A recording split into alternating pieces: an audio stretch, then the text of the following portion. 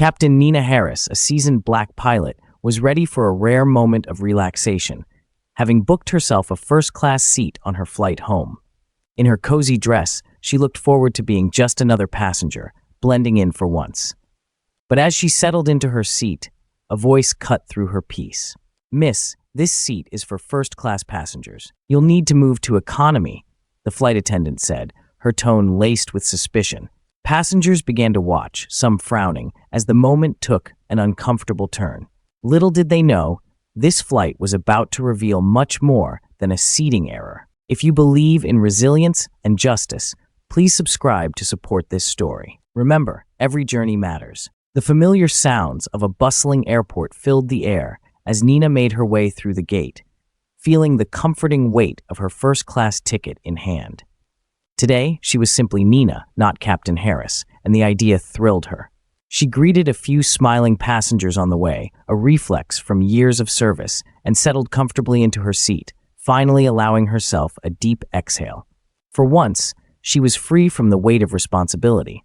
No passengers to reassure, no last-minute flight checks, just a quiet escape above the clouds. Around her, the other first-class passengers shared in the relaxed, eager atmosphere. Nina closed her eyes and imagined the hours of rest that awaited her. But her tranquility was short-lived. A rustling sound brought her back to reality as she noticed a tall, impeccably dressed flight attendant glancing in her direction. "Excuse me, miss." The flight attendant's voice was laced with an unmistakable tone of authority. "This seat is reserved for first-class passengers. You need to move to economy." Nina looked up, momentarily taken aback. "I'm sorry, but there must be a misunderstanding," she replied calmly, holding up her first-class ticket. The flight attendant, her name tag read Karen, paused, a flash of surprise crossing her face before it hardened again. "I'll need to verify this," she said, her voice tense as she scrutinized Nina's ticket. Nina felt the gaze of other passengers land on her, murmurs beginning to ripple across the cabin. She remained calm, maintaining the kind of composure her position demanded. But she was keenly aware of the many eyes watching her, waiting to see how she would respond. As Nina sat, she could feel the stares of the other passengers, the questioning looks in their eyes. But more than the eyes on her now, it was the feeling of judgment and exclusion that dragged her back to memories she had fought hard to leave behind. As the flight attendant's suspicion lingered in the air, a torrent of memories flooded Nina's mind, each one a stark reminder of the obstacles she had overcome just to sit in this very seat. Growing up, Nina was a quiet but determined child in a neighborhood where dreams of soaring through the skies seemed almost impossible. She'd spent many nights staring up at the stars through her bedroom window, a map of the world taped to the ceiling above her bed. It was a hand-me-down from her mother, who had saved for months to buy it. "Someday, Nina, you'll go to all these places," her mother would say, her voice full of quiet conviction. The world's bigger than this block, but the world Nina grew up in wasn't always as encouraging. As a black girl from a struggling community, every dream she shared was met with skepticism. Teachers, neighbors, even friends would tell her to be realistic. Flying wasn't for people like them, they'd say. Her dream of becoming a pilot was often met with polite smiles and empty encouragement, which only stoked her determination. She would prove them wrong. She would make it. Despite her family's financial struggles, Nina excelled in school, devouring every book she could find on aviation. On weekends, she would wake up before dawn to watch the planes take off from a small airport nearby.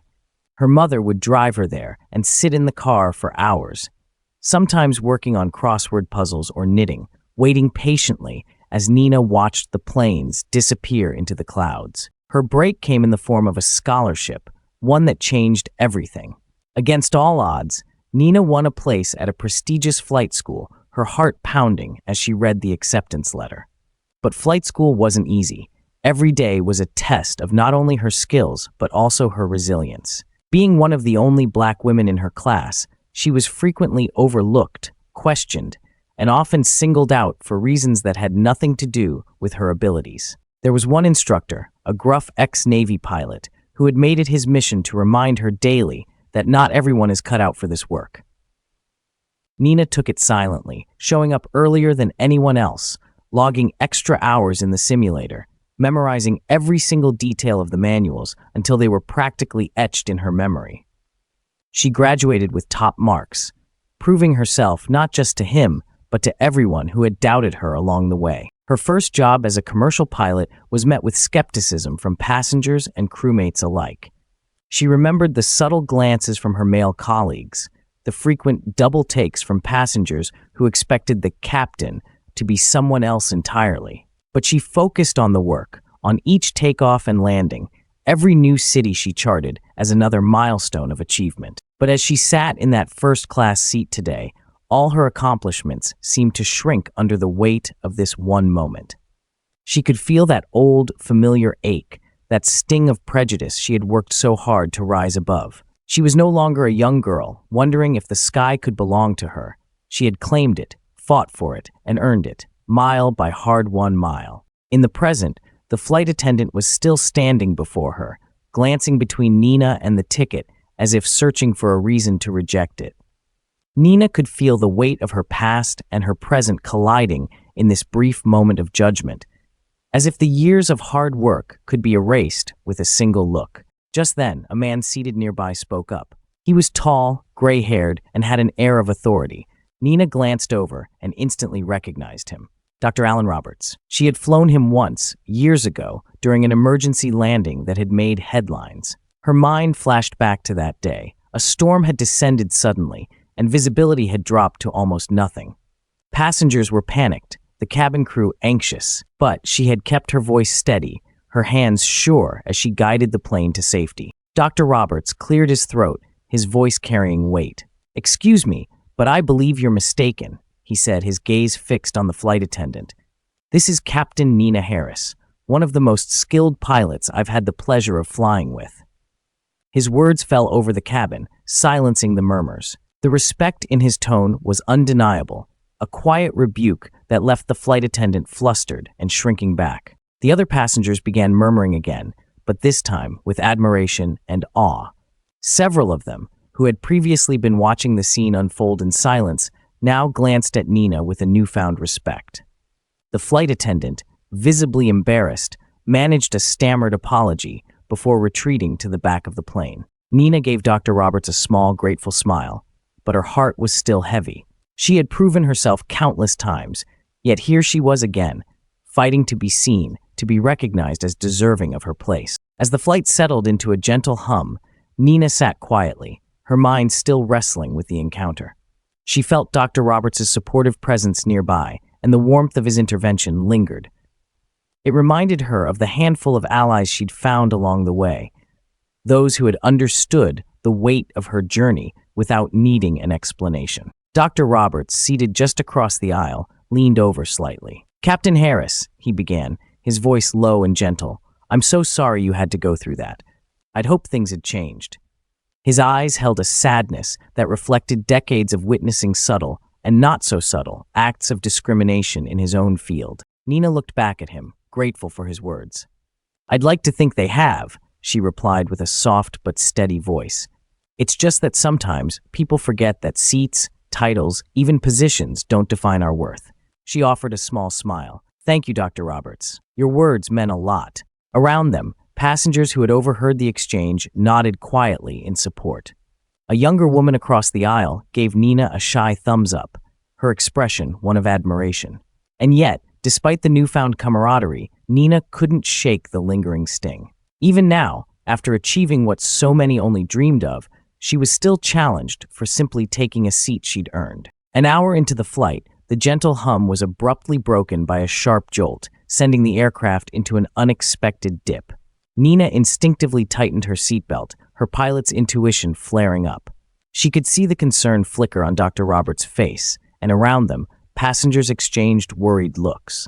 Another violent shake hit the plane, and then another. The intercom crackled, and the captain's voice came through, steady but tense. "Ladies and gentlemen, this is your captain speaking. We're encountering significant turbulence due to severe weather conditions.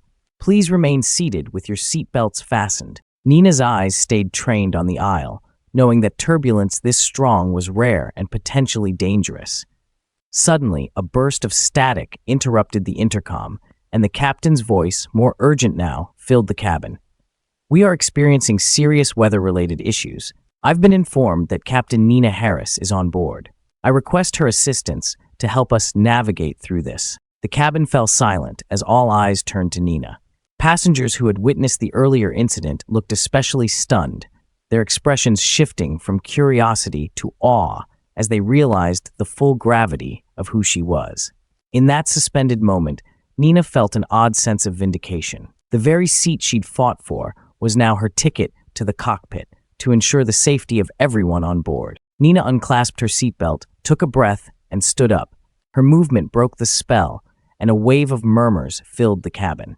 As she stepped into the aisle, the flight attendant who had confronted her earlier looked on, her face drained of color. Nina paused beside her and gave her a steady look, a mixture of compassion and quiet strength in her eyes. "I hope in the future you'll treat every passenger with the respect they deserve," Nina said softly. "You never know who they might be." The words hung in the air, each one a quiet reminder to everyone listening. Without waiting for a response, Nina continued down the aisle, every step steady, her head held high as she approached the cockpit. Inside the cockpit, Nina was greeted by the familiar setup of dials, controls, and blinking indicators. She was instantly at ease, as if stepping into a trusted friend's embrace. The captain nodded at her with a mixture of relief and respect. "Captain Harris," he began, his voice tight, "we're in a difficult situation. We've lost partial control due to the storm, and I could use an experienced hand." Nina quickly took the co-pilot's seat, scanning the controls and assessing the situation. The aircraft was buffeted by intense winds, the visibility nearly zero, and the rain beat against the windshield with relentless force.